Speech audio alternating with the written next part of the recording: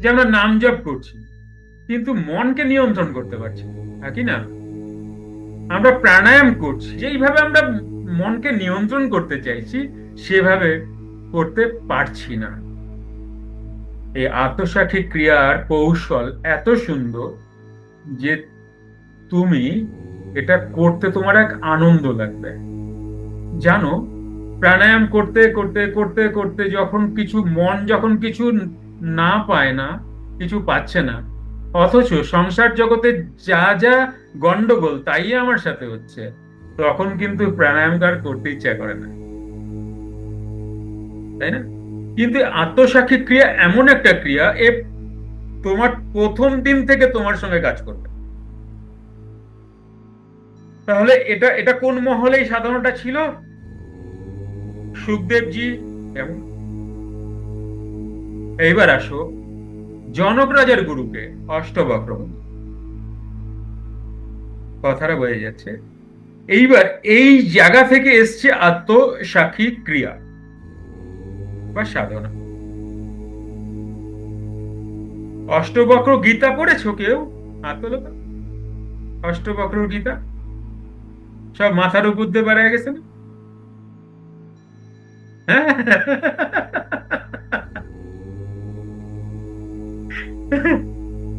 হ্যাঁ? সব মাথার উপর দিয়ে বেড়ে যাবে, কিন্তু এটাই তোমার অন্তরের বই হবে।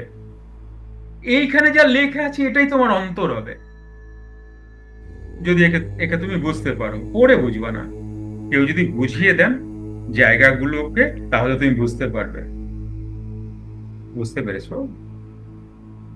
তাহলে আমরা ওই জায়গাটা একবার ছেড়ে একটু কাছাকাছির দিকে আসি। কাছাকাছি কে? কবির দাসজিকে কে কে জানো? কবির দাসজি, হাত তোলো। একটু সঙ্গ দাও, তাহলে ভালো হবে। কি তোমার সাথে আমি কথা বলছি এরকম মনে হবে, আমার সাথে তুমি কথা বলছো, আর পরিচিত মনে হবে আমাকে অনেক, তাই না? যারা নতুন আছে, নাহলে তোমরা নতুনই থেকে যাও, আমার কিছু করার থাকবে না। আমার কিছু করার নেই। ঠিক আছে না? তো কবির দাসজি এখানে যেটা বলছেন, কবির, আচ্ছা, আত্মসাক্ষী ক্রিয়া নিয়ে যেটা লিখছি কিছুটা তোমাদের বলছি, বুঝতে পারবে কেমন? যেটা লেখা হচ্ছে, যেটা সাধনা নেওয়ার আগে এই বইটা পড়তে হবে। এই বইটা পড়ে তারপর সাধনা নিতে লাগবে। কেন? তুমি ভাববা ফুল বেলপাতা তুলসী পাতা দেবা, ওইটা তো আমাদের এখানে নাই।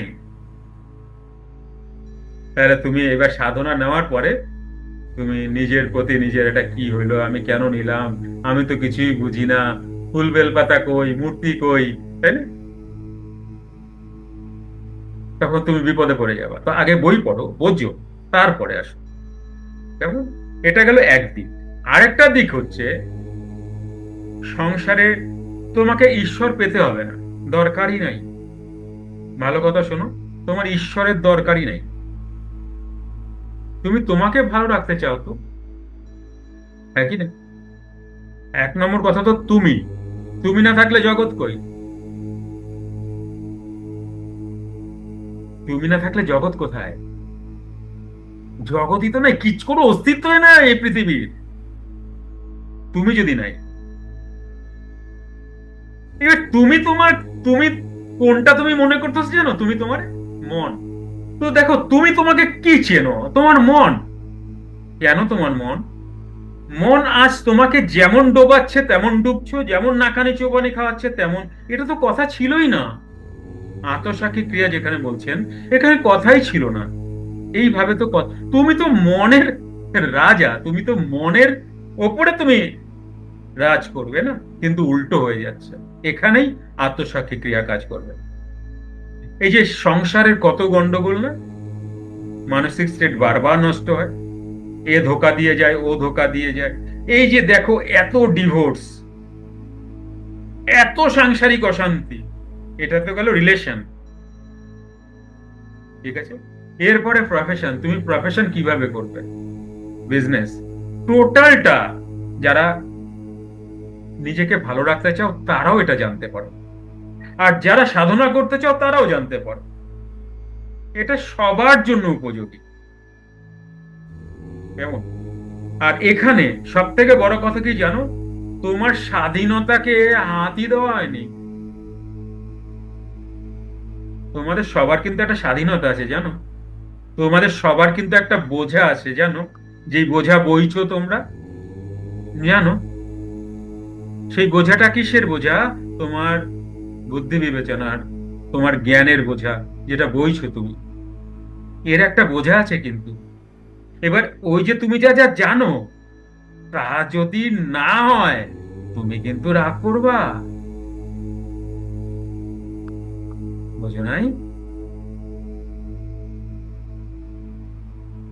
তুমি কিন্তু রাগ করবা। তুমি যা বুঝেছো, তোমার মন যা বোঝে, একটু যদি ঘুরিয়ে দেওয়া হয় যে এটা নয় গো, এটা, তুমি মানতেই চাইবা না। তো এই সাধনাটা এমন জানো, তোমার যে বর্ডার, তোমার যে টেরিটেরিয়া, তাকে ব্রেক করতে হবে না, তুমি তোমার স্বাধীনতা নিয়েই করতে পারবে। তুমি বলো এই কথা, এটা কিরকম কি, তাহলে শোনো। এবার তোমার ইচ্ছা নাই, এবার তোমারে তিলক মালা পরায় দিলাম, তোমার কেমন লাগবে বলো? তুমি লোকের সামনে তো বাড়িতে লজ্জাই পাবা, বাজারে যেতে পারবা না। পারবা? পারবা না। গোপ ফেললা, যাদের গোপ আছে, আমার তো নাই, যাদের আছে গোপ ফেললা, গলা তুলসী, তুমি এটা চাইছোই না তুমি এটা। তোমার গোপ হচ্ছে এটা বিরাট ব্যাপার, এটা তোমার টেরিটেরিয়া, এটা তোমার জগৎ, তোমার গোপ তোমার জগৎ। এবার গোপ ফেলায়া যদি তুলসীর মালা পরায় আর তিলক তুমি পারবা? সুতরাং তোমার জীবন যাপনের কিছু মাত্র বদলাতে হবে না, কিচ্ছু মাত্র বদলাতে হবে না। এটাই আত্মসাক্ষী ক্রিয়া। আর এইখানেই তুমি কাজ করবে, তোমার বুদ্ধি নিয়ে তুমি কাজ করবে, আর তোমার সমস্ত কিছু, এই দু চোখে যা যা তোমার প্রবলেম, সব সলভ হবে। বোঝা গেল?